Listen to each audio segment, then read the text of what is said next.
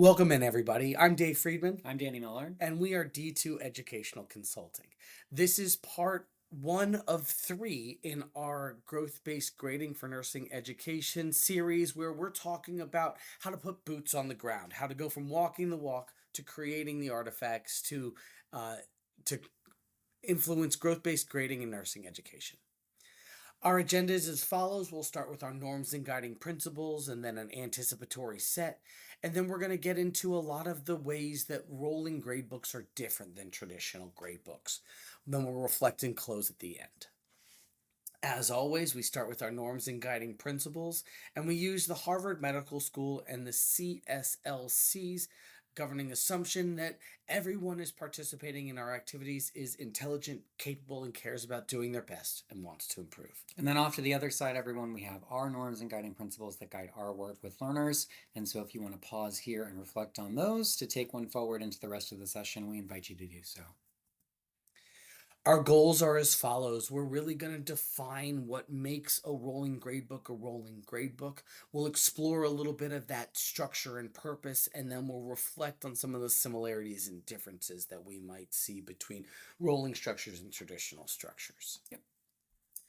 We always like to ground ourselves in our core purpose, which is realizing the shifts that AACN has laid out regarding growth based grading and really trying to implement those philosophies, tools, and methodologies to support that idea in there and really make the nursing field more dynamic and more skill based here. So, in order to do that, we're exploring rolling grade books on the educational side and really their effectiveness as one of three tools that make growth based grading possible. And a reality.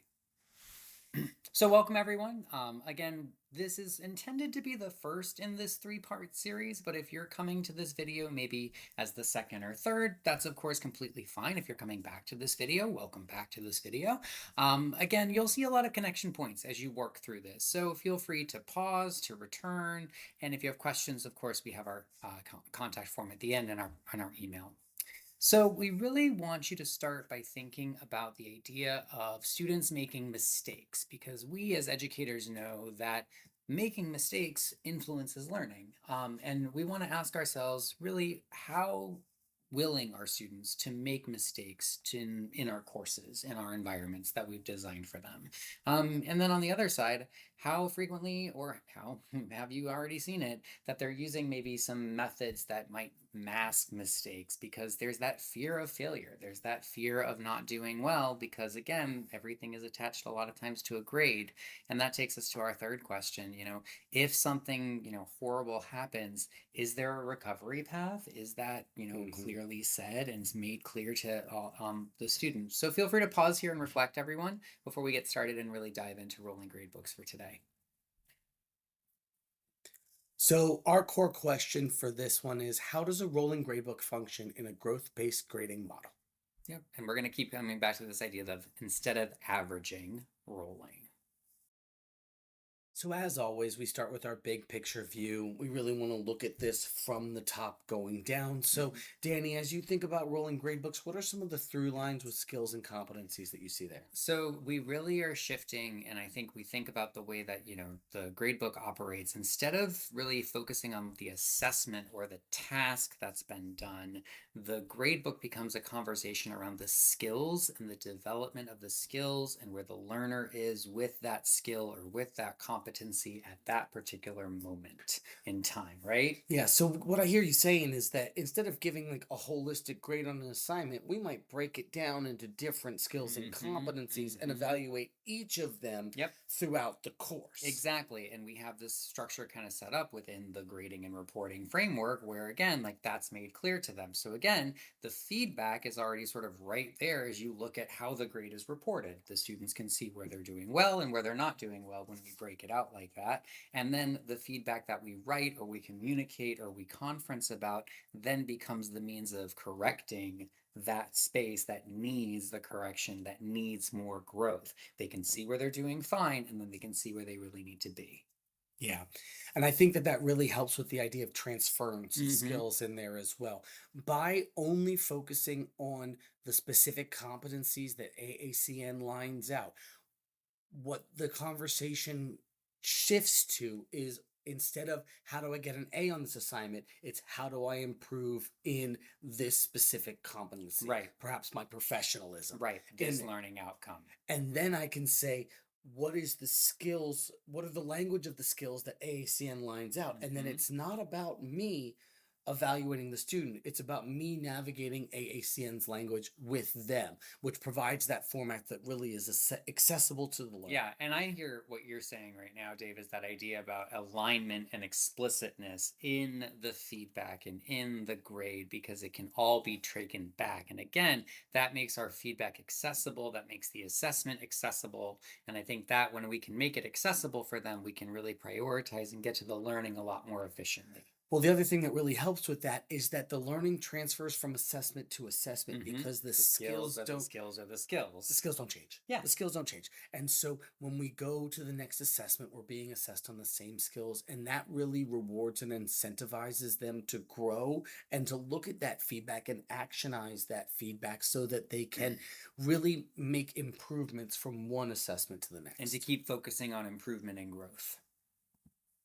So with rolling grade books, we always want to make sure our four key pillars are in place, where we're looking at consistency and transparency, and then simplicity and incentives. Right. We've touched on these a little bit, Danny, but where do you see some of the through lines between our pillars and rolling grade books? Well, again, like the consistency and the transparency, I think, come through the framework of understanding not what is the assessment that I'm doing, but really what are the skills that I'm demonstrating? What are the competencies that I'm developing and demonstrating through this, right? And so there's that consistency, I think, there, and that transparency there as well. And again, also, there's no real grade inflation. There's no the idea of, because we're not averaging the beginning with the middle with the end, we're continuing to roll and replace within that skill and competency, then an A can be an A can be an A. And it's about getting there eventually and growing and learning as we get there. So I don't have to feel like I need to grade you easier at the beginning as opposed to at the end. Those goalposts never really change here, and you're supposed to keep getting better as we keep moving forward, right? Yeah, and so it really turns a lot of those intermediate assignments into practicing assignments, where we can give feedback without necessarily giving a grade, which builds toward the grade at the end, Exactly. where the final product demonstrates the learning. And that really, again, de-weaponizes, I think, the failure and the mistakes along the way, like what we were getting into at our beginning thinking about, because those are the moments when they don't do something right, when they try something and it doesn't go the way they want it to go, that they learn and they develop in I think, a better way than when, like, we kind of do that for them. And so that kind of shifts that failure to know. Now it's about growth, now it's about development. Like, let's see what happened here and why it happened, and break it down and reflect together through that feedback moment. They'll drive to the feedback now a lot more intensely, because again, we can grow, we can improve, we can replace that grade next week when we do this again. Yeah, and that leads us to the last point on the slide, which is the idea that the skills not only roll within the quarter, but they roll within the program. And as you get further into the program, the weights become more important in the later classes, or later in the semester, because that's when we expect you to have demonstrated the learning. And that's when it really matters that you can demonstrate all of these competencies that we've worked on Right. along the way. And AACN makes that really clear too, about where students should be at particular points of their journey through a whole program to develop out, right? So there's a lot of positive outcomes that come from a rolling gradebook. We've seen it in our practice. A lot.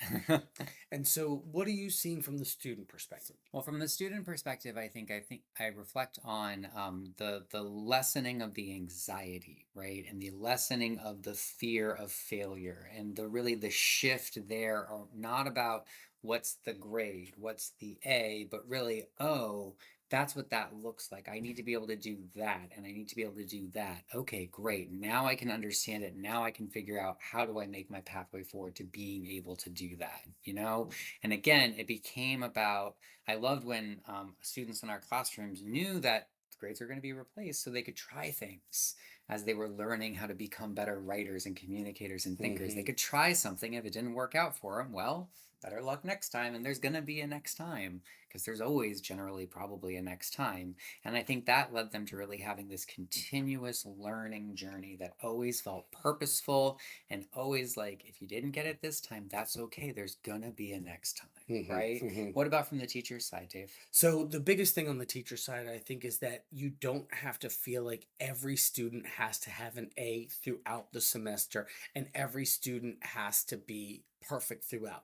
It's an unrealistic Yep. expectation to have in that sense because either they're brilliant or we're not challenging them. Right. And I don't think either is true. But as we go in through there, maybe they are at a C level to start with, and that's okay as long as they can grow and learn and Hmm. improve from it as it goes along. And the way that we do that is through the targeted enrichment and intervention. Hmm. Because we're giving so much feedback to these students and because we're really focusing on the skills and competencies rather than the individual assignment, the conversation again shifts.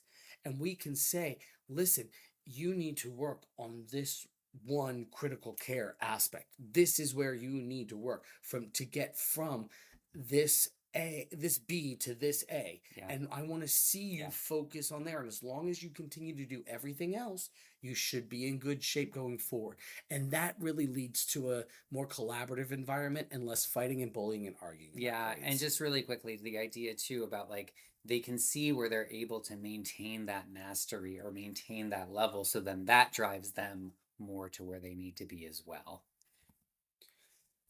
So here at the end, everyone, thank you for being with us during this time today as we really started diving into the idea of a rolling grade book. Think right now about current practices and how they might accurately reflect student learning and growth and that idea of progress and progression through. And how might students be using feedback now as an actionable means of improving their skills as they go through a course? And of course, we always like to have you reflect on this last question, everybody, about the idea of what's currently being incentivized and what might be incentivized through these different approaches, these growth-based grading tools. Mhm. So to close today, we just wanted to recap. We worked through the idea of rolling grade books and the idea that skills exist over a continuum and that we can improve over them over time Hmm. as we practice them. And how we can use growth-based grade books in order to align with growth-based practices to really support student development. Throughout the entire course and throughout the entire program. So, again, thank you so much for being with us today. This is the conclusion of part one of our three-part series. But again, we invite you to relook at the video, to come back, watch segments or entire parts. And if there's anything else that you might need from us, please reach out using the email at the bottom. Yeah. So, I'm Dave Friedman, And I'm Danny Miller. and we're D2 Educational Consulting. Thank you for being with us today. Take care.